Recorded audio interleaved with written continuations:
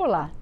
A Comissão Especial sobre Prevenção e Auxílio a Desastres e Calamidades Naturais realizou audiência pública para conhecer o programa Resposta em Operações Integradas para Atuação em Situações de Desastres, lançado pela Secretaria Nacional de Segurança Pública do Ministério da Justiça. E o Palavra Aberta vai conversar com o deputado Pedro Ayrara, do PRD de Minas Gerais, autor do requerimento para a realização do encontro, sobre suas impressões da proposta. Deputado, o que esse programa traz de novo? Basicamente, Vânia, a ideia do RESPAD é a gente conseguir integrar a nossa resposta em todo o Brasil no caso de desastres. O que acontece hoje? A gente tem tanto órgãos federais, quanto estaduais, quanto municipais que são envolvidos quando acontece uma grande enchente, uma inundação, um deslizamento, só que a resposta ela acaba ainda ficando setorizada. Então, às vezes, o Corpo de Bombeiros Militar de determinado estado, ele tem uma diretriz, a Secretaria Nacional de Defesa Civil tem outra diretriz. Então, a ideia do RESPAD é a gente conseguir colocar todo mundo conversando numa mesma mesa, dentro de um mesmo protocolo, e quem é principalmente beneficiado com isso é a população, que no momento de emergência, de urgência, pode contar com uma resposta muito mais qualificada. A gente vem de um exemplo muito forte disso, que foi a situação do Rio Grande do Sul, e a gente viu a necessidade de todo mundo conversar dentro da mesma linguagem, de todo mundo ter esse esforço integrado para a gente conseguir salvar mais vidas e proteger melhor a nossa população. Pois é, deputado, eu imagino o Corpo de Bombeiros, como é ligado à Polícia Militar, tenha uma diretriz, pelo menos dentro do Estado, única. Mas como é que é essa integração com a Defesa Civil? Porque a Defesa Civil é municipal, né? A gente tem estruturas de defesa civil tanto municipais, quanto estaduais, quanto federais.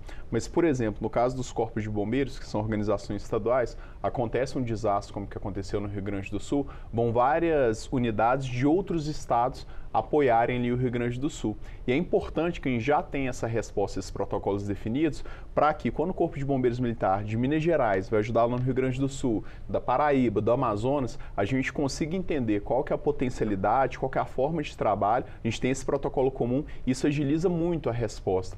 Então, eu estive pessoalmente no Rio Grande do Sul, acompanhando e atendendo também, fazendo atuação no desastre, e eu percebi que às vezes a gente tinha uma quantidade muito grande de esforços em determinado ponto, em determinada área, só que às vezes por problemas, às vezes de comunicação, por questões assim, de doutrinas diferentes, algumas áreas elas ficavam ali subempregadas. Quando a gente consegue fazer esse protocolo comum, a gente faz com que além da agilidade, que ela acaba sendo muito maior, a gente consegue ter uma distribuição melhor de recursos, de efetivo e principalmente dessa ideia de você conseguir atender todo mundo de uma forma muito mais rápida e eficiente. Agora, deputado, não é muito simples a articulação entre os estados, né? A gente vê em diversas áreas, cria uma situação de conflito com o governo federal ou com outros estados. Como é que o senhor vê, como é que pode ser a implantação de um trabalho desses? A ideia quando a gente fala de um desastre é que a prioridade ela sempre tem que ser da vítima, das pessoas que precisam desse tipo de atendimento.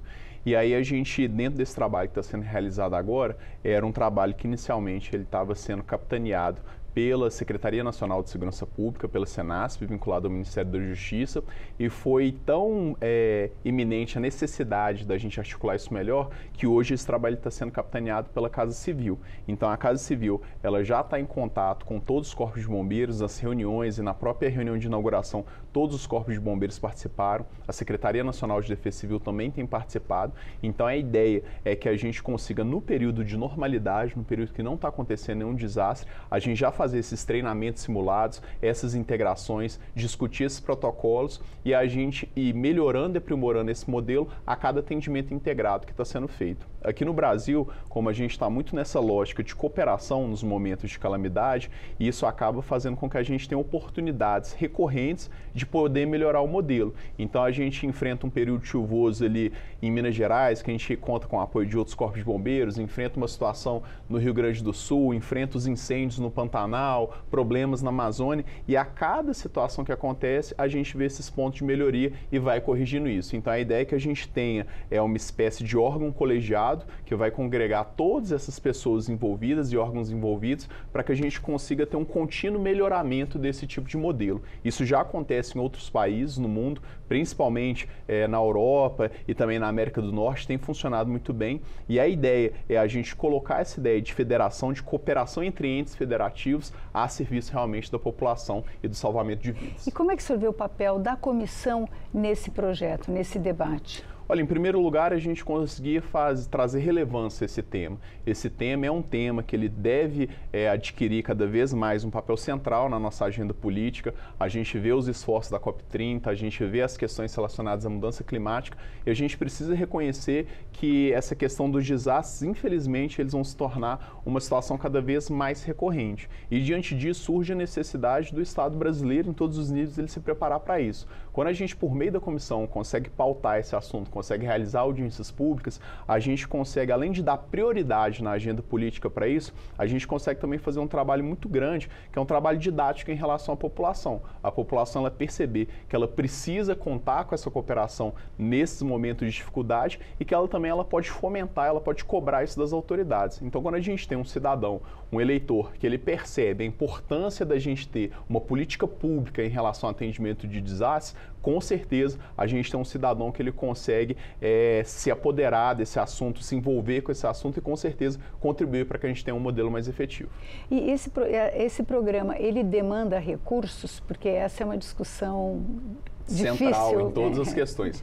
Aqui no Brasil a gente tem um problema muito grande, que é a falta de recursos destinados para a prevenção. Acaba que as pessoas elas só deixam para pensar no desastre quando o desastre já está acontecendo. Isso, inclusive, traz um prejuízo muito grande, porque a gente economiza muito mais quando a gente investe em prevenção do que em resposta.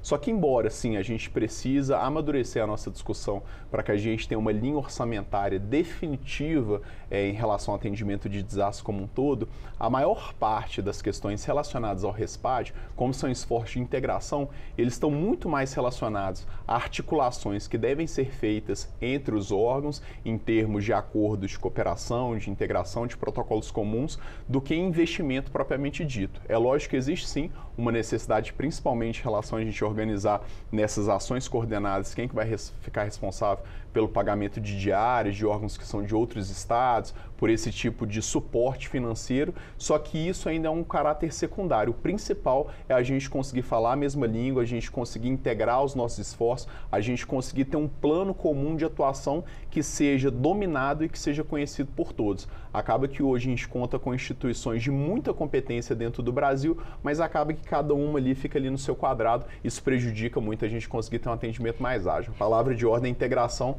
lógico que a gente precisa de curso, mas principalmente a gente consegue fazer muita coisa sem dinheiro também. Pois é, o senhor falou em prevenção. Sempre que acontece um desastre é invariável, deputado. A gente vê a execução orçamentária das defesas civis são mínimas.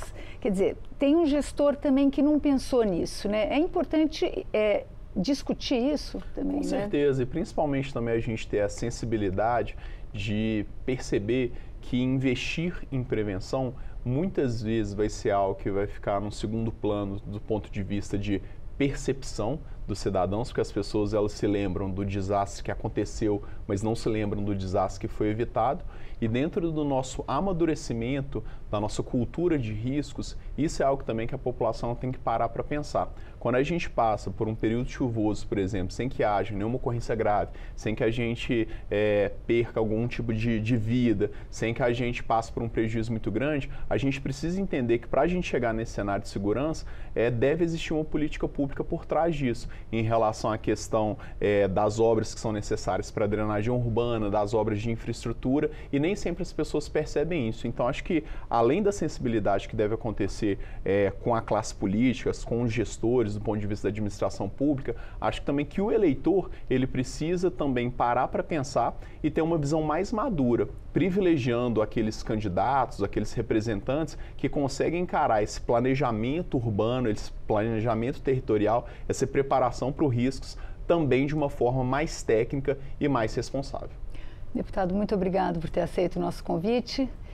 Nós conversamos com o deputado Pedro Aihara, do PRD de Minas Gerais, sobre o programa Resposta em Operações Integradas para Atuação em Situações de Desastre, da Secretaria Nacional de Segurança Pública do Ministério da Justiça. Se você quiser rever ou compartilhar este programa, vá ao nosso canal no YouTube. Obrigada pela audiência e até a próxima.